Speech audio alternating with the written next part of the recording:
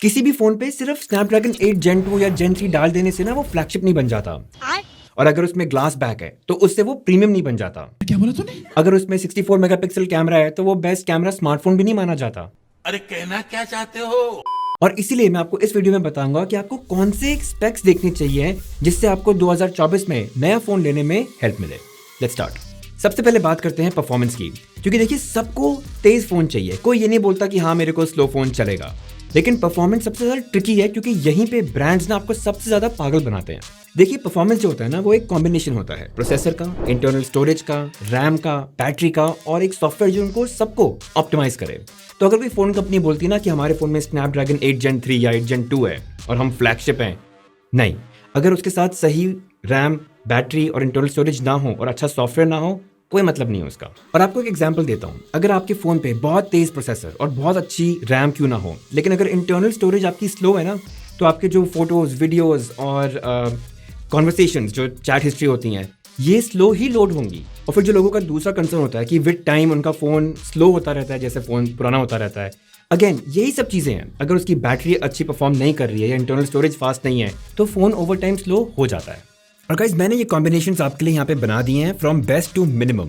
And generally देखा जाए तो स्नैपड्रैगन 8+ Gen 1 जितना या उससे ऊपर कोई भी प्रोसेसर काफी केपेबल माना जाएगा। तो इसीलिए जब भी आप मार्केट में उतरते हैं एक स्मार्टफोन लेने के लिए from a performance point of view, तो हमेशा ये 3-4-5 चीजों का ध्यान आपको एज अ ग्रुप रखना पड़ेगा। तो गाइस अगर हम इन 3 चीजों को एज अ ग्रुप देखें तो जो फोन्स आपको लेफ्ट में दिख रहे हैं ना वो बेस्ट माने जाएंगे। But again guys this is solely performance standpoint से। जैसे कि iQOO 11 है, काफ़ी अच्छा प्रोसेसर है और अच्छी परफॉर्मेंस देगा, लेकिन फ्लैगशिप एक्सपीरियंस नहीं देगा। तो ये टेबल आपको बस इतना दिखा रही है कि परफॉर्मेंस स्टैंड पॉइंट से बेस्ट कौन सा है, सेकंड बेस्ट कौन सा है, डिसेंट कौन सा है और कम से कम कौन सा है। और गाइस एक चीज का और ध्यान रखना कि ये 2023 के फोन है, 2024 में आपको इनके सक्सेसर्स भी मिलेंगे। आईफोन में 16 आ जाएगा, गैलेक्सी में S24, OnePlus का Note 4 और पिक्सल का 9। अब परफॉर्मेंस के बाद सबसे ज्यादा इंपॉर्टेंट चीज मेरे हिसाब से होती है डिस्प्ले, बिकॉज आफ्टर ऑल सबसे ज्यादा टाइम आप फोन के साथ सबसे ज्यादा टाइम कैसे स्पेंड करते हैं, उसको देखते हुए।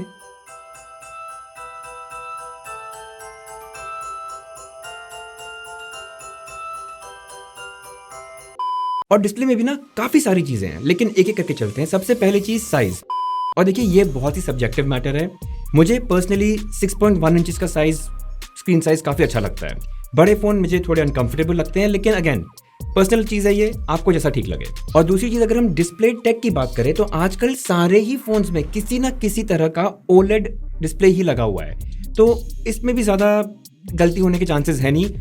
जस्ट मेक श्योर कि आपका OLED डिस्प्ले है। और इन दो चीजों के अलावा जो चीजें आपको एक्चुअली देखनी चाहिए वो है screen brightness, refresh rate and HDR capability.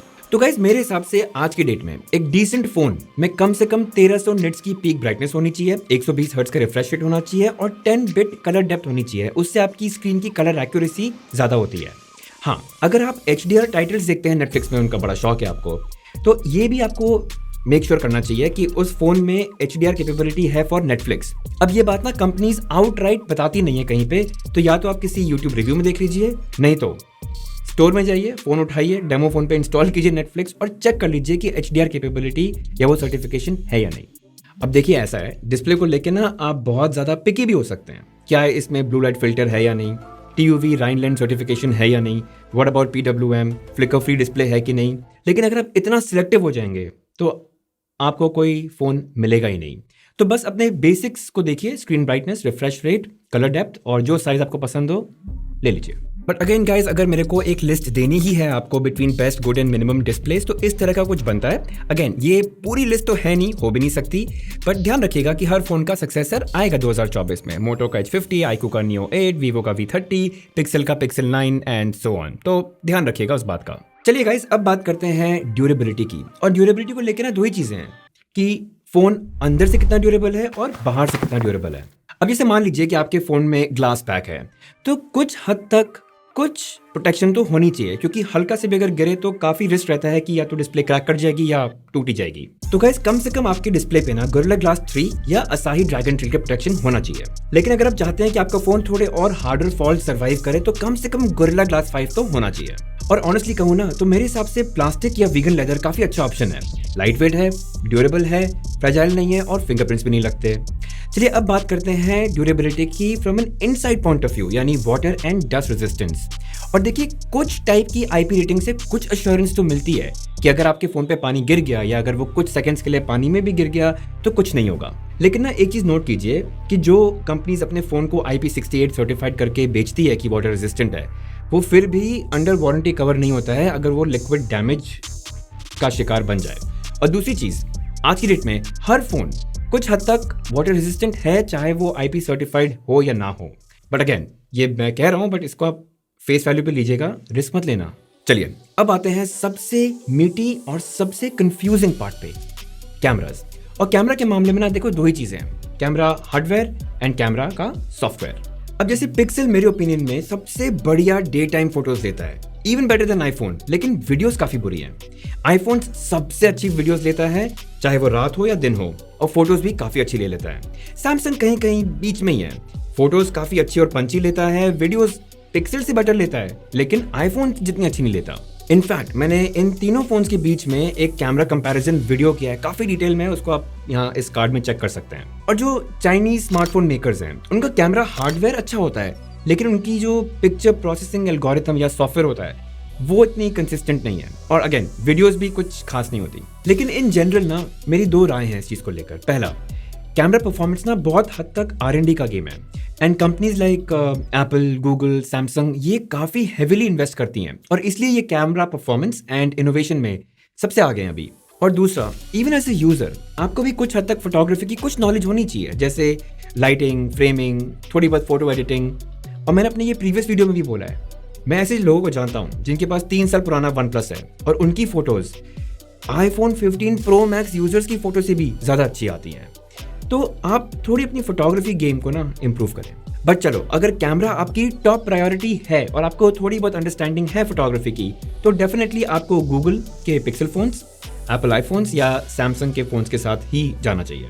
But अगर गाइज आपको पूरा स्पेक्ट्रम देखना ही है तो ये इस तरह से कुछ लगेगा। एंड अगेन गाइज 2024 में आईफोन में आपको iPhone 16 मिल जाएगा, गैलेक्सी में S24, पिक्सल में पिक्सल 9 एंड सो ऑन। अच्छा, अब जैसे पिक्सल है वो ना जस्ट आपके लिए लो लाइट में इतना अच्छा नहीं चलता है, बाकी ठीक है। अब वीवो का X100 तो अभी दिसंबर में ही आ जाएगा 2023 में, तो वो उसको भी आप कंसिडर कर सकते हैं।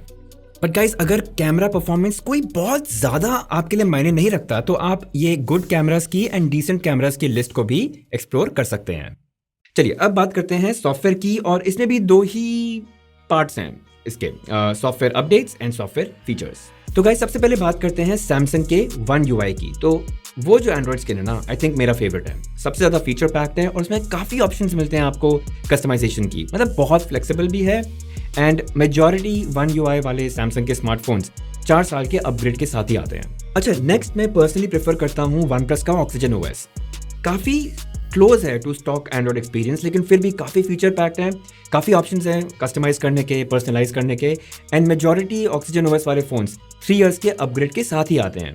इनफैक्ट OnePlus Open में जो Oxygen OS है उसमें आपको 4 साल के अपग्रेड्स मिलते हैं। अब देखिए, अगर मैं iOS की बात करूँ तो वो भी काफ़ी फीचर पैक्ड है, लेकिन वो एंड्रॉइड जितना फ्लेक्सिबल नहीं है, लेकिन अपग्रेडेबिलिटी के मामले में सबसे आगे है। 6 to 7 इयर्स का आपको अपग्रेड मिलता है। एंड्रॉइड की दुनिया में सिर्फ पिक्सल 8 सीरीज है जो आपको 7 साल का अपग्रेड देती है। फिर फाइनली आते हैं मोटरोला के MyUX पे एंड पिक्सल के जो स्टॉक एंड्रॉइड एक्सपीरियंस है, मतलब सबसे clean minimal Android experience in दो फोन्स का ही है। और अगर हम चाइनीज स्मार्टफोन मेकर्स की बात करें, वो थोड़ा ना मिक्स्ड बैग है। देखिए अगेन कस्टमाइजेबल है, काफ़ी फ्लेक्सिबिलिटी है, काफ़ी फीचर पैक भी है, लेकिन फिर ना वो आते भी कुछ एड्स के साथ हैं या ब्लोटवेयर के साथ, जिसको हॉट एप्स या हॉट गेम्स बोलते हैं। और टिपिकली 2 से 3 साल का अपग्रेड प्लान ही होता है उसमें, और इसीलिए शायद वो इतने लॉन्ग लास्टिंग होते भी नहीं है। बट फिर वो आते भी सस्ते हैं, तो ये उनका एक तरीका होता है कॉस्ट कम रखने का, ताकि वो आपको अपना फ़ोन बेच पाएँ और आप खरीद पाएँ। तो देखिए पॉइंट ये है कि काफ़ी वाइजली चूज़ करना चाहिए आपको। अगर आपको मैक्सिमम अपग्रेडेबिलिटी चाहिए तो या तो पिक्सल 8 या iOS, लेकिन अगर आपको अच्छा बैलेंस चाहिए बिटवीन अपग्रेडेबिलिटी एंड फीचर्स, तो आई थिंक सैमसंग का One UI या OnePlus का Oxygen OS बेस्ट रहेगा। चलिए आखिरी में बात करते हैं बैटरी एंड चार्जिंग की। और बैटरी कैपेसिटी की अगर बात करूं तो 5000 mAh आज की डेट में सबसे कॉमन बैटरी कैपेसिटी है, मतलब मेजॉरिटी फोन्स में आपको वही मिलेगा। कुछ फोन्स है जिसमें अभी भी 4000 के नीचे कैपेसिटी है, तो वो फोन्स थोड़े ट्रिकी हैं, क्योंकि वो आपको टिपिकली एक पूरा दिन लास्ट नहीं करेंगे। तो एज लॉन्ग एज आपकी battery capacity between 4500 and 5500 mAh है, आई थिंक ठीक है, मतलब 2024 में चलेगा। और आखिर में गाइस आपके लिए चार्जिंग स्पीड अगर बहुत इंपॉर्टेंट है तो मैंने उसके लिए भी एक डायरेक्टरी बना दी है। अगेन 2023 की है, लेकिन आप खुद समझ सकते हैं कि 2024 में इन सारे फोन के सक्सेसर तो आ ही जाएंगे, तो चार्जिंग स्पीड इससे कम नहीं होगी। And guys Samsung and Apple अपने फोन्स में ना बहुत ज़्यादा तेज़ चार्जिंग स्पीड नहीं देते हैं, एंड वो ये जानबूझ के करते हैं ताकि उनकी बैटरी की लाइफ स्पैन अच्छी रहे। चाइनीज़ मैन्युफैक्चरर्स अमेजिंग स्पीड्स देते हैं, हो सकता है कहीं उस पर बैटरी पे असर ज़रूर होता होगा, लेकिन अगर आपके लिए चार्जिंग स्पीड बहुत इंपॉर्टेंट है तो ये रहे वो फ़ोन्स आपके लिए। तो बस गाइज यही था इस वीडियो में। मैंने आपको एक गाइड प्रॉमिस की थी और अटेम्प्ट भी यही था कि मैं आपको गाइड कर पाऊँ कि आपको स्पेक्स कैसे देखनी चाहिए और आपके नीड के अनुसार आप उसको कैसे डिसाइड कर पाएंगे कि कौन सा फ़ोन आपके लिए सही रहेगा। अब हो सकता है मैंने सब कुछ परफेक्टली आर्टिकुलेट नहीं किया हो, अगर फिर भी आपको कुछ क्वेश्चंस हैं, कंसर्न्स हैं, डाउट्स हैं तो कमेंट्स में ज़रूर पूछिए, डेफिनेटली वहाँ हम बात कर सकते हैं। और अगर वीडियो पसंद आया तो please hit that like button, subscribe जरूर कीजिए और बेल आइकन मार्क करके ऑल ज़रूर मार्क कर दीजिएगा। और अपने फ्रेंड्स के साथ शेयर करो जो सोच रहे हैं फ़ोन लेने का, काफ़ी हेल्प मिलेगी। मिलते हैं।